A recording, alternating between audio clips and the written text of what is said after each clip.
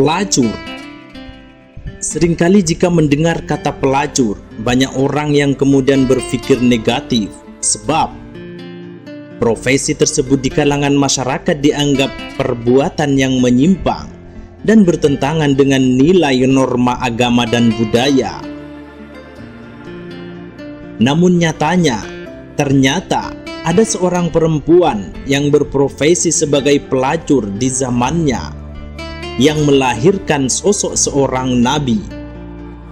Siapakah perempuan beruntung yang dikehendaki Allah Subhanahu wa Ta'ala, yang dipilih menjadi ibu dari kekasih Allah tersebut? Ibnu Qudamah, seorang imam, ahli fikih dan zuhud, menceritakan kisah tentang wanita Bani Israel yang melahirkan 7 nabi. Wanita tersebut sebelumnya adalah seorang pelacur, yang mana kisah ini diceritakan oleh Ibnu Qudamah dalam kitab At-Tawabin. Para ulama besar bidang tafsir seperti Ibnul Jauzi dan Ibnu Katsir, Ibnu Qudamah adalah seorang imam dalam bidang tafsir, fikih, hadis, dan seni. Ia menguasai ilmu fikih dan ahli dalam memberikan fatwa. Ia menceritakan, ada seorang wanita nakal di kalangan Bani Israel yang selalu menggoda laki-laki dengan kecantikan wajahnya. Pintu rumahnya yang selalu terbuka, setiap hari ia duduk-duduk di atas ranjang yang letaknya berhadapan dengan pintu rumahnya. Setiap pria yang melihatnya pasti akan tergoda dengan kecantikannya. Wanita itu membuka kesempatan kepada siapa saja yang ingin bersenang-senang bersamanya dengan membayar 100 dinar. Pada suatu hari, ada seorang pemuda abid atau ahli ibadah yang lewat depan rumah wanita itu. Begitu melihat wanita itu, ia pun tergoda. Sebagai seorang abid, ia lantas berdoa kepada Allah Subhanahu wa Ta'ala supaya menghilangkan hawa nafsunya dari hatinya. Namun hal itu tak kunjung hilang.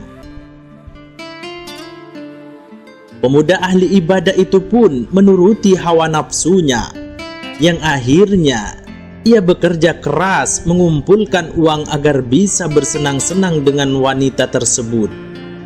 Ia bahkan sampai menjual perabot rumahnya dan semua barang yang ia miliki sampai terkumpul uang sebanyak 100 dinar.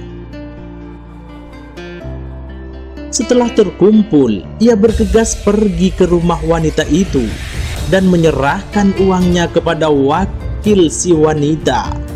Si wanita lantas menyiapkan waktu khusus untuk menyambut kedatangannya. Tibalah pada waktunya yang telah ditentukan. Pemuda ahli ibadah itu menemui si wanita. Wanita itu pun telah siap segalanya. Ia berdandan dan duduk di atas ranjang yang berlapis emas. Sesungguhnya engkau telah memikatku, sehingga aku bekerja keras untuk mendapatkan 100 dinar agar bisa mendapatkanmu, kata pemuda itu. Dengan senyuman hangat, wanita pelacur itu lantas memintanya untuk masuk. Tak lama kemudian, si pemuda yang telah tergoda ini mengulurkan tangannya. Namun Allah Subhanahu wa Ta'ala menurunkan rahmatnya dari berkah ibadah serta tobat yang dilakukan pemuda itu. Sungguh Allah melihat perbuatan ini dan melebur semua amalmu, kata pemuda itu dalam hatinya. Seketika ia teringat akan menemui Tuhannya dan berdiri di hadapannya. Ia lantas dilanda ketakutan yang luar biasa. Tubuhnya gemetar dan raut wajahnya berubah. Biarkan aku keluar dari sini dan 100 dinar ini milikmu, ucap laki-laki itu. Melihat keadaan yang aneh ini, si wanita bertanya, "Apa yang terjadi denganmu? Bukankah engkau kumpulkan uang itu untuk bisa bersenang-senang denganku?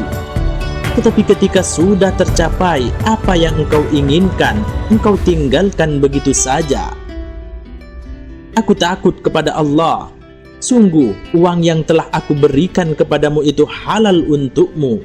Tolong izinkan aku keluar," ucap sang laki-laki. Melihat keadaan yang aneh ini, si wanita bertanya,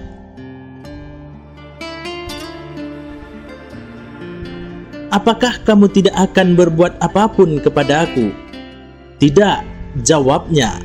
"Kalau demikian, maka sungguh tidak ada yang pantas menjadi suamiku melainkan dirimu," ucap wanita itu dengan nada penuh penyesalan dan tobat.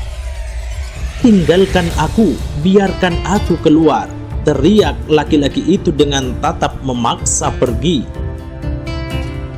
Laki-laki itu mendesak agar bisa segera meninggalkan rumah si wanita itu.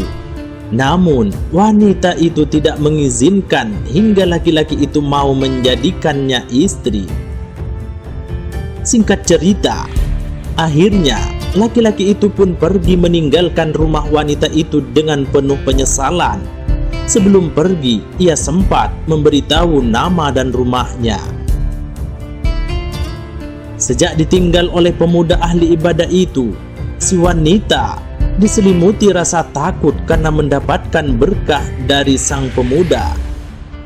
Ia selalu berkata dalam hatinya, "Ini adalah dosa yang pertama kali yang dilakukannya," dan ia sangat merasa takut, sedangkan aku telah melakukan dosa ini selama 1 tahun. Tuhan yang ditaatinya adalah Tuhanku juga, dan seharusnya rasa takutku melebihi rasa takutnya.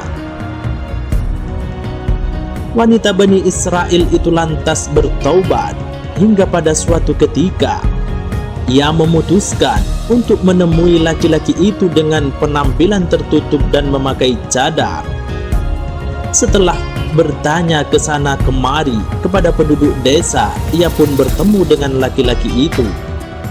Namun, begitu laki-laki itu mengetahui bahwa yang datang adalah wanita pelacur yang pernah ia datangi, ia lantas terkejut, menjerit dengan keras lalu meninggal dunia. Setelah kejadian itu, si wanita bertambah sedih. Ia pun bertanya kepada penduduk di sana, "Aku keluar hanya untuk ia dan kini ia telah meninggal.